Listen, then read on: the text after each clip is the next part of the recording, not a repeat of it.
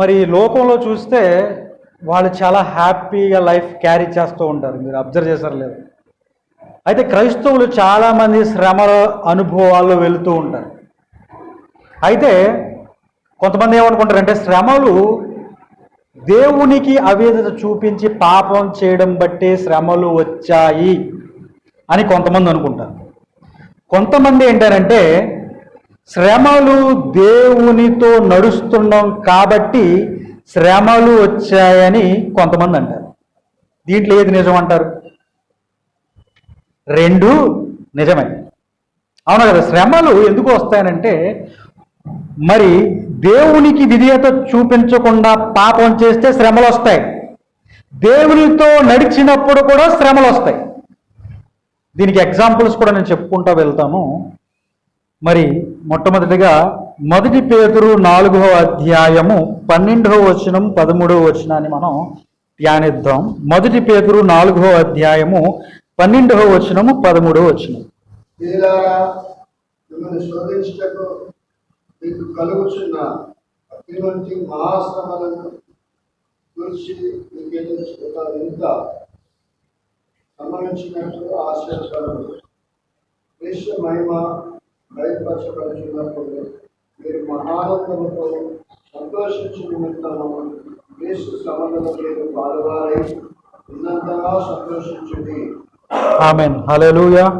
ఇక్కడ శ్రమల గురించి పేతురు గారు ఏం చెప్తున్నారంటే, ప్రియులారా, మిమ్మును శోధించుటకు మీకు కలుగుచున్న అగ్ని వంటి మహాశ్రమను గూర్చి మీకు ఏదో ఒక వింత జరుగుతుందని ఆశ్చర్యపడొద్దు అంటున్నాడు. ఆమేన్, హల్లెలూయా. చూడండి, ఇక్కడ చాలా సింపుల్గా ఈయన తీసుకుంటున్నాడు. ఏంటనంటే కష్టం వచ్చినప్పుడు, బాధ వచ్చినప్పుడు, అవమానం వచ్చినప్పుడు మన విషయంలో నిరుత్సాహపడటం కాదు, ఆశ్చర్యంగా చూడొద్దు. ఎందుకంటే క్రీస్తులోకి వచ్చినప్పుడు కొన్నిసార్లు మనం ఆ అనుభవాన్ని అనుభవిస్తాం. ఏంటంటే కొత్తలో మనకు తెలియదు కదా, ఏమనుకుంటే ఇన్ని కష్టాలు ఇబ్బందులు వస్తున్నప్పుడు ఆశ్చర్యానికి గురైపోతూ ఉంటాం. అబ్బా ఏంట్రా ఇది, లోకంలో ఉన్నవాడు అంత సంతోషంగా ఉన్నాడు, సుఖంగా ఉన్నాడు, మనకే ఎలా జరుగుతుంది ఏంటి అని ఆశ్చర్యం కలుగుతుంది. అలాంటి ఆశ్చర్యాలు ఏం పెట్టుకోవద్దు మీరు. ఇది జరుగుతుంది, ఇది జరగవలసిందే అనే విషయాన్ని ఆయన నొక్కి చెప్పడం జరుగుతుంది. ఎందుకు ఈ శ్రమలు వస్తున్నాయో కూడా ఈయన ఇక్కడ 13లో చక్కగా వివరించాడు. క్రీస్తు మహిమ బయలుపరచబడినప్పుడు మీరు మహానందముతో సంతోషించు నిమిత్తము. చూడండి, క్రీస్తు మహిమ బయలుపరచబడినప్పుడు, ఆయన రాకడ వచ్చినప్పుడు, ఆయనతో మనం జీవించే ఆ కాలములో మనము మహా ఆనందముతో గడుపుతాము. కాబట్టి ఈ యొక్క శ్రమలలో, ఈ క్రీస్తు శ్రమలలో మీరు ఏమవ్వాలా? పాలువారై ఉండాలి. అనంటే ఏంటి? ఆయన యొక్క శ్రమల్లో మనం కూడా పాలు పంచుకోవాలి. ఆ శ్రమల్లో మనం కూడా వెళతాము. ఆ శ్రమలు మనకు కూడా ఉన్నాయి. కాబట్టి మీరు ఆశ్చర్యపడాల్సిన అవసరం లేదు. ఎందుకంటే క్రీస్తు ప్రభు వారు కూడా ఈ లోకంలో ఏం చెప్పాడు? ఆయన ఏం చెప్పాడు? లోకము నన్ను ద్వేషించింది కాబట్టి మిమ్మల్ని ద్వేషిస్తుంది. యేసు ప్రభు వారికి లోకం ఏం చేసింది? ఆయన వచ్చినప్పుడు సన్మానించిందా, సిలువ వేసి పంపించిందా? సిలువ వేసి పంపించింది. లోకం ఆయనకి జేజేలు కొట్టిందా, ఉమ్ము వేసిందా? ఉమ్ము వేసింది. లోకం ఆయనకి తప్పిట్లు కొట్టిందా, లేకపోతే పిడిగుద్దులు గుద్దిందా? పిడిగుద్దులు గుద్దింది. ఎందుకు ఆ విధంగా జరిగింది అని అంటే ఆయన సత్యాన్ని బయలుపరుస్తున్నాడు కాబట్టి ఆయనకి శ్రమ కలిగింది. అవునా కదా? సత్యాన్ని మనం బయలుపరిచామనుకో మనకు శ్రమ కలిగింది. కొన్ని చోట్ల అబద్ధాలు ఆడాల్సిన పరిస్థితి వస్తుంది, లేకపోతే నిన్ను హింసిస్తారు, లేకపోతే నేను అవమానిస్తారు. అలాగే క్రీస్తు ప్రభు వారు నేనే జీవం, నేనే సత్యం, నేనే మార్గం అన్నాడు. అయితే సద్దకీయులు, శాస్త్రులు, ప్రధాన యాజకులు ఆయన ఏం చేశారు? కొరడాలతో కొట్టి శ్రమ పెట్టి చంపేశారు. కాబట్టి క్రీస్తు ప్రభు వారు అంటున్నారు, అయ్యా నాకు లోకంలో శ్రమ కలిగింది కాబట్టి మీకును శ్రమ కలిగింది. అట్టి హృదయమును, అట్టి మనసును ఆయుధముగా మలుచుకోండి, లేకపోతే మీరు నిలబడలేరు. చూడండి, మీరు నిలబడలేరు. అయితే క్రైస్తవ జీవితంలో బాప్తిసం తీసుకుని మారు మనసు పొంది దేవుని రాజ్యము నిమిత్తం మనం కొనసాగుతూ ఉన్నప్పుడు మన పవిత్రమైన జీవితాన్ని కాపాడుకునే సందర్భాల్లో మనకి శ్రమలు కలుగుతాయి. కాబట్టి శ్రమల గురించి మాట్లాడడం జరిగింది. శ్రమల గురించి నేను సెర్చ్ కొట్టినప్పుడు బైబిల్లో 390 కన్నా ఎక్కువ సార్లు కనపడింది. అంటే మనకి ఎన్ని రోజులు ఉన్నాయండి శ్రమలు? ప్రతిరోజు ఉన్నాయి. శ్రమ ఈ రోజు వచ్చి ఆగిపోయేది కాదు. శ్రమ నిరంతరము దాని పని అది చేసుకుంటూ వెళ్ళిపోద్ది. కాబట్టి క్రీస్తు ప్రభు వారు ఏమన్నారంటే, అదిగో అట్టి మనసును ఆయుధంగా చేసుకోండి, మీకు శ్రమలు ఉన్నాయి, శ్రమలు లేవు అని బోధిస్తే అది తప్పుడు బోధ. చాలా మంది ఆ విధంగానే క్రీస్తు ప్రభుని విడిచి ఎందుకు వెళ్ళిపోతున్నారో తెలుసా? వస్తారు, ఒక మిరాకిల్ జరిగిద్ది, ఒక అద్భుతం జరిగిద్ది, ఒక ఇల్లు కట్టుకుంటారు, ఒక బంగారం కొనుక్కుంటారు, లేకపోతే ఒక ఆస్తి సంపాదించుకుంటారు. తర్వాత ఒక కష్టం వస్తుంది, ఒక రోగం వస్తుంది, ఒక బాధ వస్తుంది, ఒక అవమానం వస్తుంది, ఒక నింద వస్తుంది. ఏమంటున్నాయి? క్రీస్తు ప్రభు వారు విడిచి పూజలు చేయించుకుంటూ ఉంటారు. ఈశాన్యం బాగోలేదేమో, నైరుతి బాగోలేదేమో, లేకపోతే గుహదోషం ఉందేమో, లేకపోతే నేను మొన్న మొక్కుబడి చేసుకున్నాక తలంటికలు ఇద్దామని ఆమెకి ఇవ్వలేదు కాబట్టి చేయించుకోవాలేమో. ఎక్కడ మనుషులు తప్పిపోతున్నారు అని అంటే శ్రమ కలిగినప్పుడు. ఆమెన్, హల్లెలూయా. కాబట్టి క్రీస్తు ప్రభు వారు ఈరోజు మనకు బోధిస్తుంది ఏంటంటే శ్రమ కలుగుతుంది 100%. ఆయన ఇంకో భయంకరమైన ఒక నిజాన్ని ఆయన చెప్పాడు. అదేంటి తెలుసా? లోకాసు వార్త 9:23 చదవండి ఒకసారి. లోకాసు వార్త 9:23. మరియు ఆయన అందరితో ఇట్లనెను, ఎవడైనను నన్ను వెంబడింపగోరిన ఎడల తనను తాను ఉపేక్షించుకుని ప్రతి దినము తన సిలువను ఎత్తుకుని నన్ను వెంబడింపవలను. ఆమెన్, హల్లెలూయా. చూడండి, ఎవడైనా ఆయన వెంబడించాలి అని అంటే ఏం చేయాలంట? వెండిని బంగారాన్ని వేసుకుని వెళ్ళిపోవటం కాదంట. లేదంటే ఈ లోకంలో బంగ్లాలు కట్టడం, లేదంటే ఆస్తిని సంపాదించుకోవడం, మంచి సుఖంగా బతకడం కాదు. నన్ను వెంబడించడం అంటే ఏం చేయాలో తెలుసా? సిలువను ఎత్తుకుని నడవాలి. ఏం చేయాలండి? సిలువను ఎత్తుకుని నడవాలి. క్రీస్తు ప్రభు వారు అదే చేశారు. సిలువను ఆయన ఎత్తుకుని మన కోసం ఏం చేశాడైనా? రక్షణను దయచేశాడు. అట్టి హృదయమును, అట్టి మనస్సును మనం అవలంబించుకుంటే ఆశ్చర్యపోవాల్సిన అవసరం ఏం లేదు. మనకు భయం ఎప్పుడు కలిగింది తెలుసా? మనకు ఆందోళన ఎప్పుడు కలిగింది తెలుసా? ఆ విషయం తెలియనప్పుడు. శ్రమ వచ్చి శ్రమ శ్రమ శ్రమ మీద పడిపోతూ ఉంటే మనం భయపడిపోయి ఆందోళన పడిపోయి ఏం చేస్తామనంటే, మా మిత్రుడు ఒక ఆయనకి కలిగిన శ్రమలను బట్టి మా ఫ్రెండ్తో చెప్తున్నాడు, మీకు ఆల్రెడీ చెప్పాను, యేసు ప్రభు మీద కేసు పెట్టి చచ్చిపోతారు, నేను ఈ బాధలు నా వల్ల కావట్లేదు. ఆయన పాస్టర్ కొడుకే, ఆయనకు ఉద్యోగం లేదు పాపం. వాళ్ళ ఫాదర్ ఏం చేశాడంటే పెళ్లి చేశాక ఈయన ఉద్యోగం చేయడు, అది చేస్తాడు, ఇది చేస్తాడు, అది చేస్తాడు, అక్కడ డబ్బులు పెడతాడు, ఇక్కడ డబ్బులు పెడతాడు, ఆ వ్యాపారం చేస్తాడు, అప్పులు పాలైపోయి ఇప్పుడు అంటాడు యేసు ప్రభు మీద కేసు పెట్టి చచ్చిపోతారు బాబు. ఎందుకు ఆ మాటలు వస్తున్నాయంటే శ్రమ కలుగుతుంది అనే విషయం తనకు తెలియదు.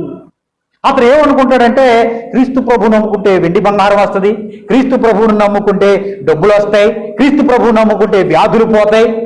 అది కాన్సెప్ట్. ఆ కాన్సెప్ట్లో కానీ మనం ఉన్నట్లయితే ఈ శ్రమకు మనం తాళలేవు. అందుకని ఆయన విత్తువాని ఉపమానాలు ఏం చెప్తున్నాడు? ఆయన కొంతమంది అభ్యంతరపడి ఎప్పుడు వెళ్ళిపోతారు, కొంతమంది ఎదిగినప్పటికీ కూడా ఎదుగుతారు.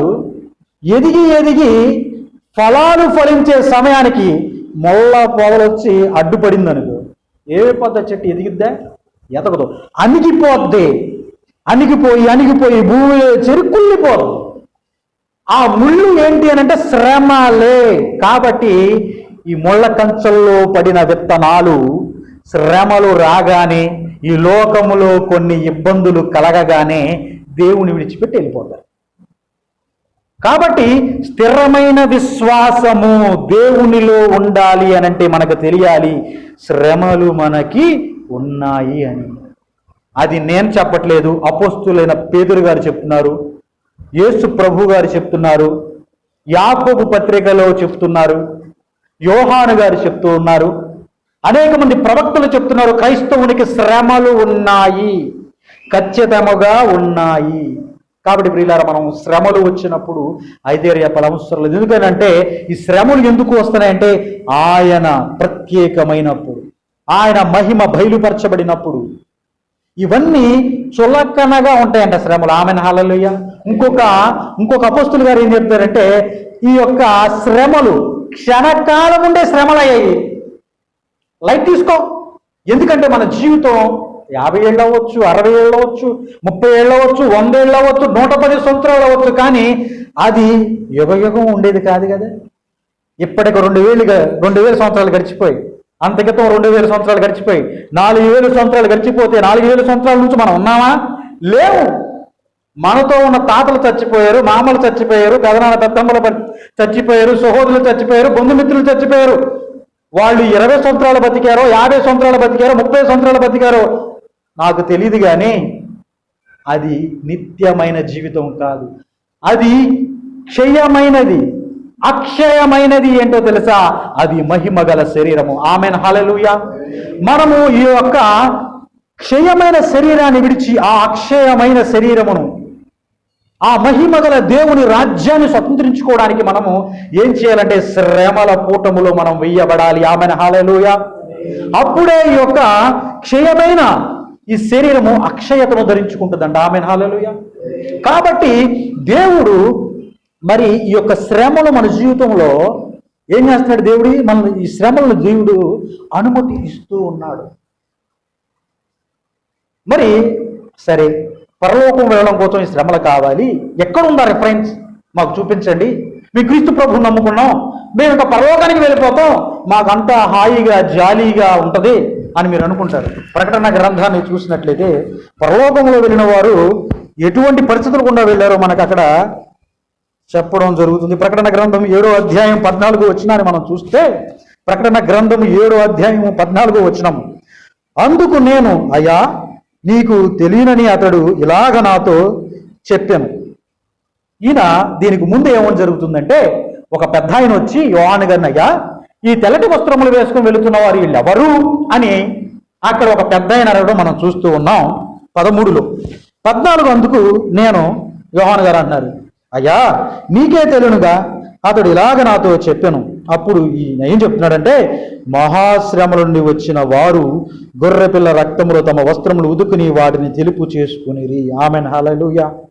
ఇక్కడ 13లో ఆ పెద్ద ఆయన అడుగుతున్నారు, వీరంతా ఎవరు పరలోకములో తెల్లటి వస్త్రములు వేసుకుని మహిమగల శరీరముతో జీవిస్తూ ఉన్నారు, వీరంతా ఎవరు అని అంటే వీరు మహాశ్రమల నుండి వచ్చిన వారు అంటున్నారు. Amen hallelujah. చూడండి, అక్కడ వెండి బంగారములతో వచ్చిన వారు కాదు, మరి భూలోకములో ధనవంతులైన వారు కాదు, భూలోకములైన ప్రతిదీ జయించి, ప్రతి ఒక్క సమస్యను జయించి, ప్రతి అనారోగ్యాన్ని జయించి, ప్రతి అప్పును జయించి వచ్చిన వారి గురించి కాదు మాట్లాడుతుంది. వీరంతా మహాశ్రమలను అనుభవించిన వారు. ఆమె ఇప్పుడు మనకు అర్థమైన విషయం ఏంటంటే, పరలోకంలో ఎవరున్నారండి? మహాశ్రమ. ఇక్కడ అపోస్తలుడైన పేతురు గారు శ్రమ గురించి చెప్తున్నాడు. అసలు అక్కడ ఉంది ఎవరు? మహాశ్రమలు అనుభవించిన వారు. కాబట్టి ఇట్టి హృదయమును, ఇట్టి మనస్సును మనం ఆయుధముగా ధరించుకున్నాము. Amen hallelujah. కాబట్టి శ్రమ ఇది క్షణము మాత్రమే ఉండేది. ఈ లోకములో ఈ శ్రమలు మన కుటుంబం నుంచి రావచ్చు, మన బంధువుల వద్ద నుంచి రావచ్చు, లేదంటే గవర్నమెంట్ నుంచి రావచ్చు, ఇతరుల ఎక్కడి నుంచైనా మనకు శ్రమ అనేది రావచ్చు. అయితే ఈ శ్రమ క్షణకాలం మాత్రమే. ఈ లోకములో ఉన్న జీవితం చిటికేసి వెళ్ళిపోతుంది దేవుని దృష్టిలో. కాబట్టి ఆయన పేతురు ద్వారా మాట్లాడుతుంది. రోజులు గడిచిపోతూనే ఉన్నాయి, దినాలు గడిచిపోతూ ఉంటాయి. అయితే ఒకరోజు తీర్పు దినం వస్తుంది. ఆ తీర్పు దినమున ఆనందించేవాడు ఎవడు అనంటే, శ్రమల గుండా వెళ్ళిన వాడు ఏమవుతాడంట? ఆనందిస్తాడు. ఎందుకో తెలుసా? మనం మారు మనస్సు పొంది బాప్తిసం తీసుకుని దేవుడి మార్గంలోకి వచ్చినప్పుడు ఆయన తండ్రిలా ప్రవర్తిస్తాడంట. ఆయన బెత్తములతో మనల్ని కొడతాడు, బెత్తములతో సరిచేస్తాడు. ఎందుకో తెలుసా? ఆ చిన్న దెబ్బ ఎందుకు తగులుతుందో తెలుసా? ఆ చిన్న దెబ్బ ఎందుకు తగులుతుందో తెలుసా? నీవు దేవునికి దూరంగా పారిపోకుండా ఉండడానికి. ఆమేన్, హల్లెలూయా. మనం ఊగిసలాడుతూ ఉంటాం, మన జీవితం అటు ఇటుగా ఉంటుంది. కాబట్టి ఆయన ఒక శ్రమ పెట్టడానికి మనం పరిగెత్తుకుంటూ వస్తాం. అవునా? ఒక శ్రమ లేకపోతే నిశ్చింతగా ఉన్నట్లయితే దేవుడు వైపు ఎవరు చూస్తారండి చెప్పండి? డబ్బున్నవాడు ఎవరు చూడడం దేవుడు వైపు. ఎందుకు తెలుసా? ఆడికి రోగం వచ్చిందనుకో హాస్పిటల్కి వెళ్తే డబ్బు ఖర్చు పెట్టుకుంటాడు. ఆడికి భయం లేదు. భయం ఎవరితే? మనకే. అయితే కరోనాలో డబ్బున్నవాడు కూడా భయం వేసింది. ఎందుకు? మందు లేదు, ఆక్సిజన్ లేదు. అప్పుడు ఏమైందంటే భయం వేసింది. కాబట్టి శ్రమ కలిగినప్పుడు మనం దేవునితో ఇంకా లోతైన అనుభవంలోనికి మనం వెళ్తాం. కాబట్టి ఈ మహాశ్రమలు దేవుడు మనకి అనుమతిస్తూ ఉన్నాడు. ఈ యొక్క శ్రమలను దేవుడే అనుమతిస్తాడు. శ్రమలు ఎవరండి? దేవుడే అనుమతిస్తాడు. ఎట్టా అనంటే యెషయా గ్రంథం 48:10 మనం చూసుకుంటే, యెషయా గ్రంథం 48:10, నేను నిన్ను పుటమ వేసి తిని వెండిని వేసినట్లు కాదు, ఇబ్బంది కొలిములో నిన్ను పరీక్షించి తిని. ఆమేన్, హల్లెలూయా. చూడండి, ఆయన చెప్తున్నాడు, నేను నిన్ను పుటమ వేసి తిని వెండిని వేసినట్లు కాదు, ఇబ్బంది కొలిములో నిన్ను పరీక్షించి తిని. ఆమేన్, హల్లెలూయా. దేవుడు నిన్ను పరీక్షించాలండి. ఎప్పుడు? నీకు వెండి, బంగారము, డబ్బు, ఆస్తి, అంతస్తు, సుఖము, సంతోషాన్ని ఇచ్చినప్పుడు పరీక్ష ఎట్లా వస్తుంది? నువ్వు పరీక్షలోకి రావాలి అని అంటే ఇశ్రాయేలు ప్రజలు ప్రయాణం అయి వెళుతూ ఉండగా ఎదురుగా సముద్రము, వెనకాల చూస్తే ఫరో సైన్యము. అది పరీక్ష. అప్పుడు వాళ్ళు విశ్వాసాన్ని చూపించట్లా. తొలిసూలు బిడ్డలు చచ్చిపోయారు. అయ్యో తెగుళ్ళు ఎన్నో వచ్చాయి, నా ఇంటికి ఒక తెగులు రాలా, దేవుడు ఇక్కడ నన్ను పరీక్షిస్తున్నాడు కాబట్టి నేను నిలబడతా, ఆయన నాకు మార్గం తెలుస్తారని 1,20,000 మంది ప్రజలు చెప్పారండి. చెప్పలేదు. మోషే మీద సనుగుతున్నారు, గొలుగుతున్నారు. ఎప్పుడో తెలుసా? శ్రమ వాళ్ళకి కలిగినప్పుడు వాళ్ళు పరీక్షలోనికి వెళతారు. ఆ పరీక్షలో వాళ్ళు ఉత్తీర్ణులైతే దేవుని రాజ్యాన్ని ఇచ్చారు. ఇది కాదు. యాకోబు గారు అదే చెప్తారు, శ్రమ, ఓర్పు, పరీక్ష నిరీక్షను మనకు కలగజేస్తుంది. కాబట్టి నీవు పరీక్షించకపోతే వాడకంలోకి రాలేవు. ఇప్పుడు ఫ్యాన్ తయారు చేశారు, వాళ్ళు టెస్ట్ చేయాలి, అది పని చేస్తుందో లేదో టెస్ట్ అయ్యే వస్తుంది. దానికి ISO మార్క్ ఉంటుంది. ఒక టాబ్లెట్ పనిచేస్తుందా లేదా, దాంట్లో నిజంగా ఎంత పవర్ ఉందో లేదా అంటే ఒక మెడికల్ ఇన్స్పెక్టర్ దాన్ని టెస్ట్ చేయాలి, అప్పుడు అది పనిచేస్తుందో లేదో తెలుస్తుంది. అలాగే మనం విశ్వాసముగా ఉన్నామా, విశ్వాసములో కొనసాగుతామా, ఆయన దేవుని రాజ్యము నిమిత్తం మనం జీవిస్తామా, ఆయన పిల్లలుగా మనం ఉంటామా లేదా అని ఆయన మనం ఇబ్బందుల కొలిమిలో ఏం చేస్తున్నాడు? పడేస్తున్నాడు. సుఖము, సంతోషము, సమాధానము వీటన్నిటితో పాటు ఇది కొలిమిలో కూడా ఆయన మనల్ని ఏం చేస్తాడు? పడవేస్తాడు. కాబట్టి ఈ పరీక్షలో మనం ఏం చేయాలా? నిలబడాలి. షద్రక్, మెషక్, అబేద్నెగో అని ముగ్గురు సుఖ సంతోషాలతో సాగిపోతున్న రోజున ఒక రోజు వచ్చారు, విగ్రహాన్ని నిలబెట్టి నాయనా మొక్కండి అన్నారు. మేము మొక్కం. ఎందుకు మొక్కరంటే నా దేవుడైన యెహోవాకు మాత్రమే నేను మొక్కాలి. ఏ విగ్రహములకైనా మనిషికైనా నేను మొక్కడానికి వీలు లేదు. నేను చావనైనా చస్తా. నా దేవుడు రక్షిస్తే రక్షిస్తాడు, లేకపోతే వదిలేస్తాడు. నాకు బాధ లేదు కాబట్టి మేము మొక్కం. కావాల్సింది వేసుకోండి అగ్నిలో అన్నారు. అవునా కదా? వారితో పాటు చాలా మంది ఇశ్రాయేలు ప్రజలు వచ్చారు కదా. ఆ బబులోను సామ్రాజ్యానికి పట్టుకొచ్చిన చాలా మంది వ్యక్తులు వచ్చారు. కానీ వాళ్ళు విశ్వాస పరీక్షలో ఓడిపోయారు. వాళ్ళందరూ మురుక్కారు. వీళ్ళ ముగ్గురునే పట్టుకెళ్ళి వేశారు. ఎందుకనంటే వీళ్ళు ఇబ్బందులు కొలిమిలు పరీక్షకు నిలబడ్డారు కాబట్టే ఆ పరీక్ష అయిన తర్వాత వాళ్ళు కలెక్టర్లుగా నియమింపబడ్డారట ఆ దేశంలో. ఆమేన్, హల్లెలూయా. చూడండి, పరీక్షలు లేకుండా ఫలితం ఎక్కడది? నువ్వు IAS అవ్వాలి, ఒక డాక్టర్ అవ్వాలి అని అంటే, డాక్టర్ అవ్వాలని చెప్పి ఎవరి పేరు పెట్టుకుని దాని ఇంకా చూస్తే కుదరదు. చదువుకోవాలా, లేవాలా, ఉదయం నుంచి ప్రాక్టీస్ చేయాలా, నిద్రలు మానుకోవాలా, సినిమాలు మానుకోవాలా, శిఖరాలు మానుకోవాలా. రోజుకు 18 గంటలు చదివితే కొన్ని లక్షల మందిలో ఒకడు అవుతాడు కలెక్టర్. కాబట్టి శ్రమలు ఉన్నాయి. ఎందుకు అంటే శ్రమ పరీక్షలోకి మనల్ని నడిపిస్తుంది, పరీక్ష ఫలితాన్ని మనకు అనుగ్రహిస్తుంది. కాబట్టి ఆయన ఇబ్బందుల కొలివులు ఆయన వేశాడు. ఆమెను హల్లెలూయా. కాబట్టి మనము మన హృదయాన్ని, మన మనస్సును, మనకి శ్రమ రాదు, నాకు శ్రమ రాదు, నాకు శ్రమ వచ్చిందనంటే నేను దేవుని బిడ్డన కాదేమో, నాకు శ్రమ వచ్చిందంటే నేను అసలు దేవుడు ఉన్నాడా లేదో, అసలు ఈయన నిజమైన దేవుడో కాదు అనే అనుమానాలు మనం పెట్టుకోవడానికి లేదు. శ్రమ మనకు కలుగుతుంది. ఎందుకంటే ఇది శాశ్వతమైన జీవితం కాదు. ఈ జీవితాన్ని సరి చేయాలంటే శ్రమ రావాలి. ఒక విశ్వాసం ఉన్నాడు, ఆయన దావీదు జీవితంలో శ్రమ వచ్చింది. ఏంటో తెలుసా? తన కుమారులను చంపేస్తున్నాడు, తన భార్యలను చెరపడానికి ప్రయత్నం చేస్తున్నాడు. అదేవిధంగా తన తండ్రి అయిన దావీదును, మహానుభావుణ్ణి తరుగుతూ ఉన్నాడు. ఆయన సించి చాట పట్టుకుని ఒక మహారాజు పారిపోతూ ఉన్నాడు, దేశాటన చేస్తూ ఉన్నాడు. ఎందుకు అని అంటే తను ఒక తప్పిదం చేశాడు.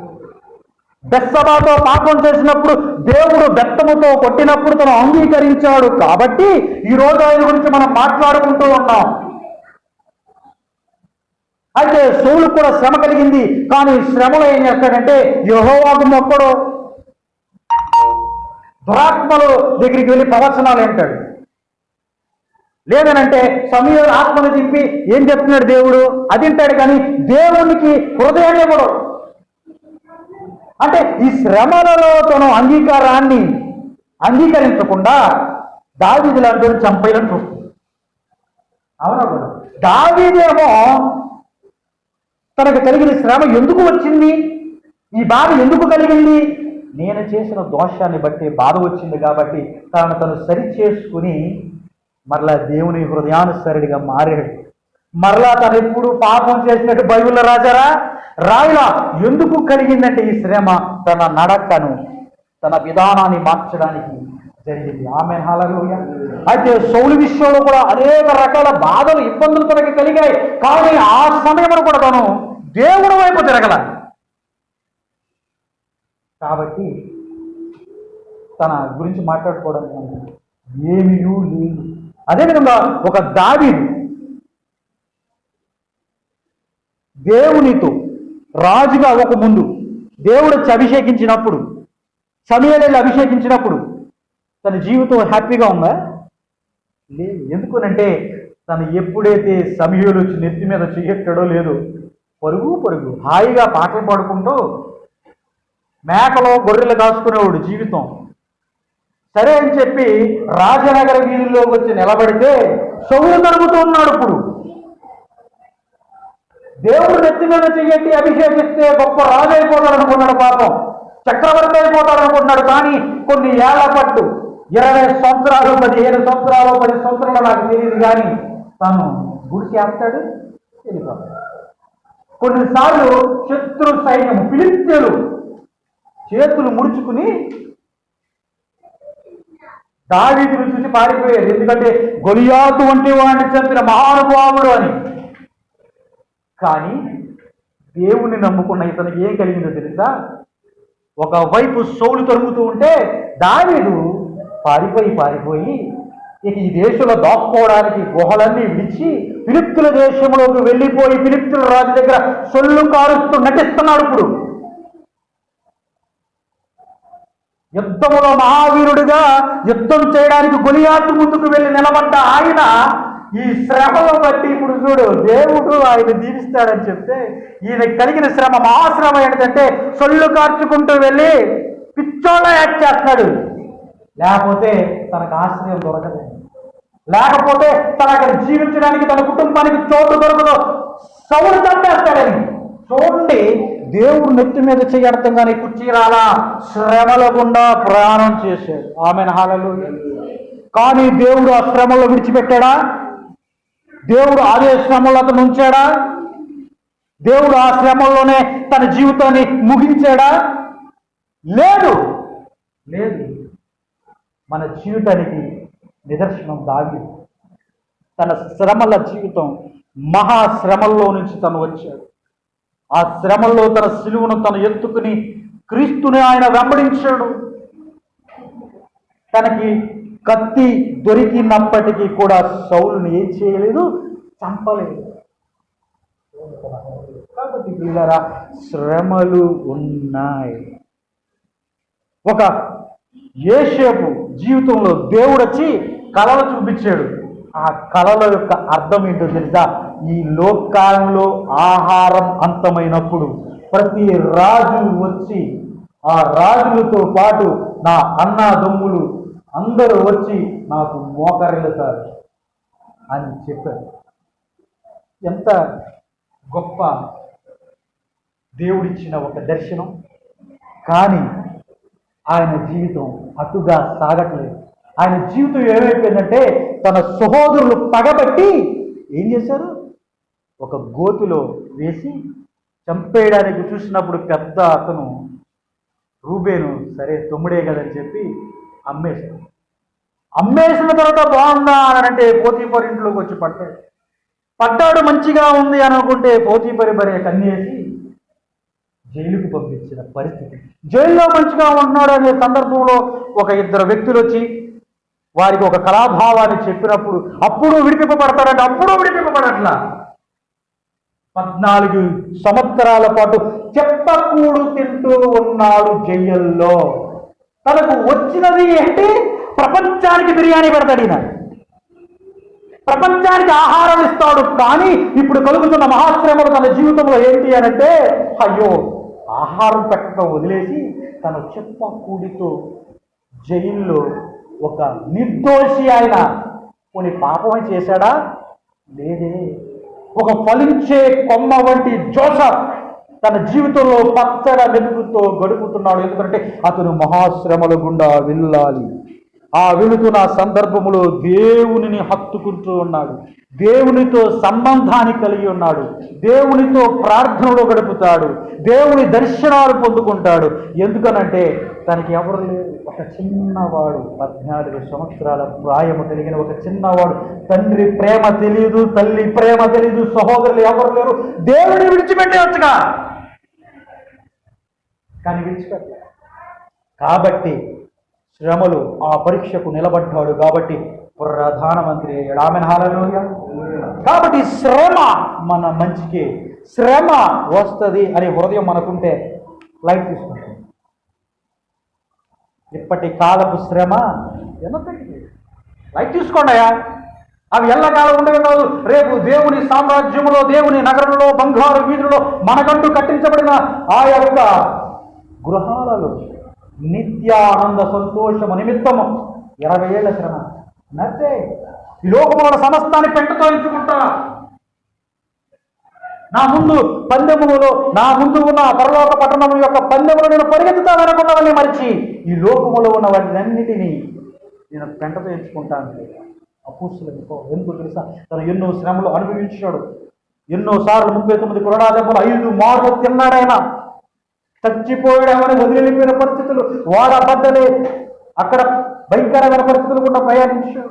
చెరసాల వేసి వస్తారు, రాజు వస్తారు, వచ్చి ఈయన యేసుప్రభు గురించి చెప్తే వింటారు. ఈయన వల్ల డబ్బు ఏమైనా వస్తుంది అని చెప్పి ఇంకా 2 సంవత్సరాలు 3 సంవత్సరాలు అదే జైల్లో మగ్గి మగ్గి మగ్గి మగ్గి మగ్గి ఉంటాడు. ఆయన ఏమన్నాడంటే, క్రీస్తులో పొదువై ఉన్న ఆ గాయములు, ఆ రాజుల సంఘములు నేను తింటున్నా, మీరు అట్టి హృదయం గలవారై ఉండాలి. అప్పుడే మనం ఆయన పిల్లలము అవుతామన్నమాట. Amen hallelujah. ఈ శ్రమల ద్వారానే మనం ఆయన పిల్లలుగా కూడా అవుతామని దేవుని వాక్యం మనకి బోధిస్తుంది. Amen hallelujah. మరి అదే విషయాన్ని ఇక్కడ మనం చూస్తూ ఉన్నాం. 8వ అధ్యాయం రోమీయులకు రాసిన పత్రిక 18వ వచనం,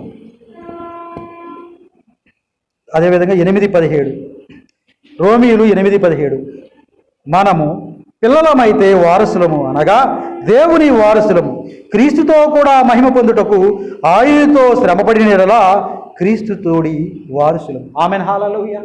వారసత్వము రావాలి అనంటే ఆ కుటుంబ నియమాలను పాటించాలి. అవునా కాదా? తండ్రికి విధేయత చూపించకుండా ఇష్టానుసారంగా జీవిస్తే వారసత్వం ఎవరిస్తారు? అతనికి ఉన్న కోట్ల ఆస్తిని ఎందుకు ఇస్తాడు? అదే క్రీస్తు ప్రభు వారు చెబుతున్నారు, నా వారసత్వంలోనికి మీరు రావాలంటే మీరు మహాశ్రమలు అనుభవించాలి. మీరు నా పిల్లల అవ్వాలి అంటే మీరు మహాశ్రమలు అనుభవించాలి. మనము పిల్లలమైతే వారసులము, అనగా దేవుని వారసులము. క్రీస్తుతో కూడా మహిమ పొందుటకు ఆయనతో శ్రమపడిన ఎడల, చూడండి, మహిమ పొందుటకు, మహిమ ఊరికినే రాదు, ఆయనతో శ్రమపడిన ఎడల క్రీస్తుతోడి వారసులం అవుతాం. ఆమెన్, హల్లెలూయా. క్రీస్తు బిడ్డలుగా మనం ఉండాలి. క్రీస్తు సామ్రాజ్యములు, క్రీస్తు నగరులలో, ఆ యొక్క పరలోకపు పట్టణపు బంగారపు వీధుల్లో మనం తిరిగే ఆ వారసత్వం మనకు కావాలంటే మనము శ్రమ అనుభవించాలి. ఆమెన్, హల్లెలూయా. మన ఎడల ప్రత్యక్షము కాబోవు మహిమ ఎదుట ఎప్పటి కాలపు శ్రమలు ఎనతగిలి. ఆ మహిమ ఎదుట, ఆ నిత్య రాజ్యము ఎదుట, ఆ బంగారు వీధుల ఎదుట, ఆ కన్నీరు లేని ఆ యొక్క మహిమ శరీరం ఎదుట, ఆ యొక్క అప్పులు లేవు, బాధలు లేవు, కన్నీరు లేవు, ఇబ్బందులు లేవు, ఆ మొగుడితో ఇబ్బంది లేదు, పిల్లలతో ఇబ్బంది లేదు, పిల్లలతో ఇబ్బంది లేదు, ఈఎంఐలతో ఇబ్బంది లేదు, రోగంతో ఇబ్బంది లేదు. ఇన్ని ఇబ్బందులు లేని ఆ మహిమ శరీరం నిమిత్తం నథింగ్ బై ఈ శ్రమలు నథింగ్. కాబట్టి ప్రియులారా, ఈ శ్రమలు మన జీవితంలో మనల్ని సరిచేస్తాయి.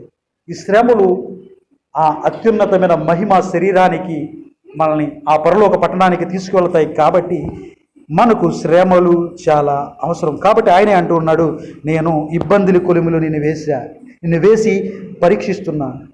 అలాంటి సందర్భంలో మీరేం చేయాలంటే, మీకు ఏదో వింత సంభవిస్తుందని మీరు ఆశ్చర్యపడాల్సిన అవసరం లేదు అని ఆయన చెప్తూ ఉన్నాడు.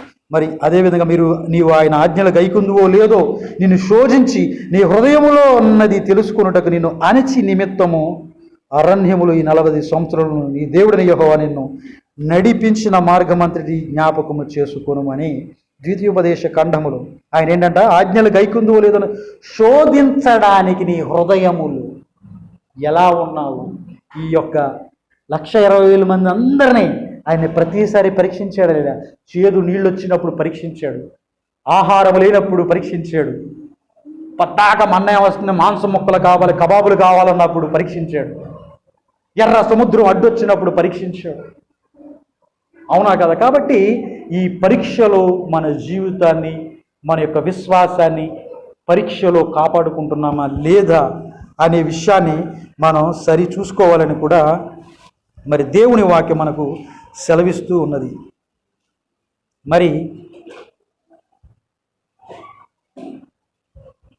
ఇంకోటి ఏంటంటే, మరి ఇటువంటి శ్రమలు రావడం కూడా మరి మన మంచికే.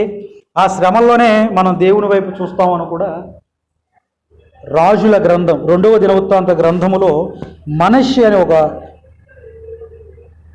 యూదా వారు యెరూషలేములో కాపురం ఉన్నప్పుడు 2వ దినవృత్తాంతాలు 33:9 2వ దినవృత్తాంతాలు ఈ ప్రకారమున మనష్షే యూదా వారిని యెరూషలేము కాపురస్తులు మోసపుచ్చిన వాడై ఇశ్రాయేలు ఎదుట ఉండుటకు యెహోవా నశించిన అన్యజనుల కంటేను వారు మరింత అక్రమంగా ప్రవర్తించినట్లు చేయుటకు కారకుడు ఆయను. కాబట్టి యెహోవా అష్షూర రాజు యొక్క సైన్యమంతబతులను వారి మీదకి రప్పించెను. మనష్షే తప్పించుకొని పోకుండా వారు అతన్ని పట్టుకొని గొలుసులతో బంధించి అతను బబులోనుకు తీసుకుని పోయెను. అతడు శ్రమలో ఉన్నప్పుడు తన దేవుడైన యెహోవాను బతిమాలుకొని, చూడండి, తన శ్రమలో ఉన్నప్పుడు తన దేవుడైన యెహోవాను బతిమాలుకుంటున్నాడు. ఎప్పుడు బతిమాలుకున్నాడు? ఈ మనిషి ఎంత దుర్మార్గుడో తెలుసా? ఈ మనిషి దేవుని ఆజ్ఞలు విడిచిపెట్టి విగ్రహాలు పెడతాడు, అన్య దేవతల విగ్రహాలు పెడతాడు, అన్యుల ఆచారాలు పెడతాడు, బలిపీఠాల వాటి కట్టించి పూజలు చేస్తాడు. యెహోవా నామాన్ని ఉచ్చరించడం కానీ ఆయన ఆజ్ఞలు పాటించడం కానీ చేయట్లేదు. కాబట్టి అష్షూర అనే ఒక భయంకరమైన రాజును ఆ దేశం మీద వదిలినప్పుడు అప్పుడు ఆయన ఏం చేస్తున్నాడు? శ్రమ కలిగినప్పుడు, శ్రమలో ఉన్నప్పుడు తన దేవుడైన యెహోవా, అతడు శ్రమలో ఉన్నప్పుడు, అతను సంతోషంగా ఉన్నప్పుడు దేవునికి మొరపెట్టినట్టు మనం చూస్తున్నాం. అతను శ్రమలో ఉన్నప్పుడు దేవునికి మొరపెడుతున్నాడు. ఆమేన్, హల్లెలూయా. చూడండి, ఇప్పుడు విశ్వాసి తన జీవితంలో తన పరిశుద్ధతను, తన పరుగును, తన ఆధ్యాత్మిక జీవితాన్ని ముందుకు నడిపించుకు వెళ్ళాలంటే శ్రమ అవసరం. నిజంగా నాకు శ్రమ లేకపోతే నేను దేవుడితో ఉండలేదు. నిజంగా చెప్తాను. శ్రమ నాకు కలగకపోతే జాలీగా లోకంలో కలిసిపోతాను నేను. ఎందుకో తెలుసా? లోకంలో చాలా ఆకర్షణమైనది ఉంది. లోకములో ఏముంది? ఇందాక అన్న చదివించారు కదా పక్కన గ్రంథములు. ఎవడున్నాడంటే వాడు పీఠం వేసుకుని కూర్చున్నాడంట. లోకం వాడిది. లోక ఆశల్లో, శరీర ఆశల్లో మునిగిపోతాం. శ్రమ. నాకు నా భార్యకి శ్రమ వచ్చింది కాబట్టి ఇక్కడ సంఘంలోకి వచ్చి పడ్డాం. శ్రమ రాకపోతే చక్కగా ఉద్యోగాలు చేసుకుంటా బ్రతికేవాళ్ళమే. శ్రమ వచ్చింది కాబట్టి, బాధ కలిగింది కాబట్టి ఇక్కడ జియో మినిస్ట్రీ ఉందంట, అక్కడికి పోతే తగ్గిద్దంట, ఎవరో చెప్తే వచ్చారు. లేకపోతే నాకెందుకు, చక్కగా హాయిగా జాలీగా బతికి. కాబట్టి పిల్లరా, శ్రమలు రాకపోతే భయపడాలా? శ్రమలు రాకపోతే భయపడాలా? దేవుడు నన్ను విడిచిపెట్టేశారేమో, అయ్యో నేను అసలు క్రైస్తవున్నా కాదా, శ్రమలు రావట్లే నాకు, నిజ క్రైస్తవు ఉండేది నాకు శ్రమలు రావాలి. ఆయన చెప్పాడు కదా పరలోక రాజ్యంలో నేను ఉండాలంటే మహాశ్రమలు గుండా వెళ్ళాలని. ఆయన చెప్పాడు కదా ఆయన వారసత్వం నాకు రావాలి అంటే, ఆయన పిల్లలుగా నేను ఉండాలంటే శ్రమల గుండా నేను వెళ్ళాలని. ఆయన చెప్పాడు కదా నన్ను పరీక్షిస్తాడంట, నన్ను పరిశోధిస్తాడంట, నన్ను ఒక్క పరీక్ష కూడా చేయట్లేదంటే నేను క్రైస్తవుడు కాదేమో.